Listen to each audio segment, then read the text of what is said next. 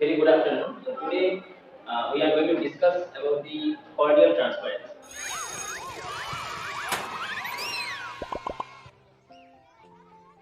You probably studied that there are many various factors are responsible for maintaining the transparency of the cornea.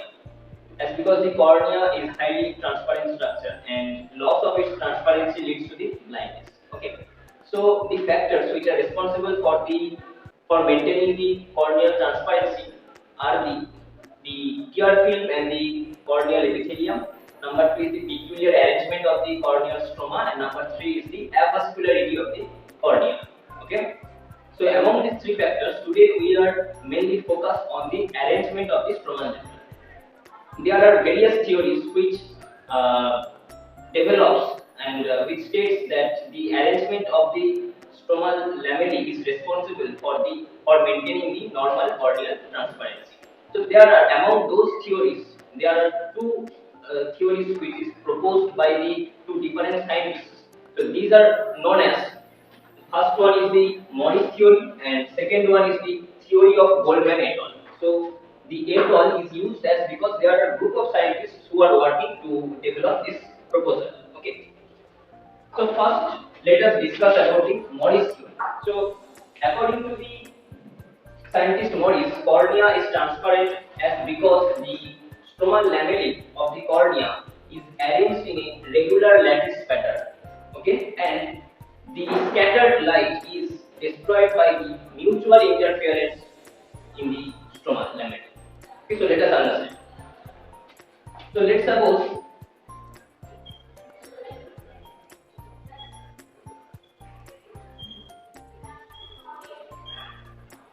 these are few of the corneal lamellae or stromal lamellae, and now light is coming from this corneal epithelium. Okay, in this way. So when the light comes and reaches the stromal lamellae, there is occurrence of the internal light scattering. So this particle scatters the light rays in this way.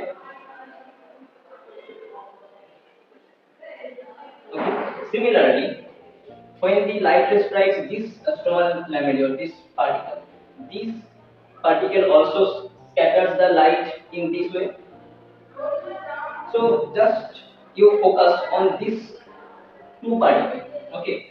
So the first one, when this particle scatters the light in this direction, the wavelength of the nature of the wave of this scattered light is like this.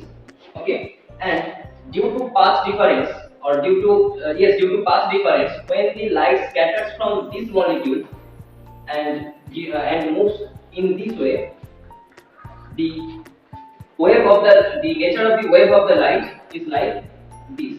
Okay, so from these two pictures you can easily understand that these two wave of light is opposite of phase or out of phase. So the interference or the mutual interference is the destructive type of interference. So the net interference or the net intensity of the light is zero. So that is why this internal scattering is destroyed by the mutual interference of the particle. And Maurice stated that the interfibrillar distance means the distance from this particle to this particle. This interfibrillar distance is less than the wavelength of the light, which is less than 4000 to 7000 angstrom. Interfibrillar distance is maintained, which is less than the wavelength of the light. The cornea will remain transparent. So, if there is due to any trauma, due to any degeneration, if there is loss of this regular arrangement or regular lattice arrangement of the corneal or stromal lamellae, results in the loss of corneal transparency. Okay, so this is the Maurice theory. So we can conclude that Maurice theory of the corneal transparency is based on the interference phenomena of the light. Now let us discuss about the theory of Goldman et al.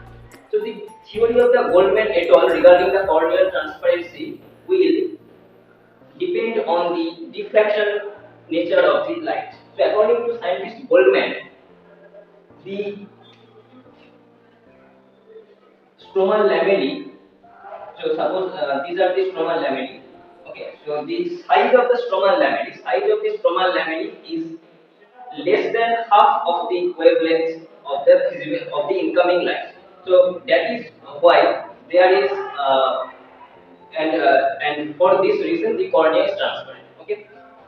So both of these theory cannot at all prove that the real cause of the corneal transparency. These are the theory which has been proposed and mostly accepted. Okay. So this is all about the Maurice theory and Goldman theory of Goldman et al. Regarding the corneal transparency. Hope you will understand this topic. If you have any question regarding this topic or regarding the interference, please let it know by comment section. Okay. So thank you very much. Thank you.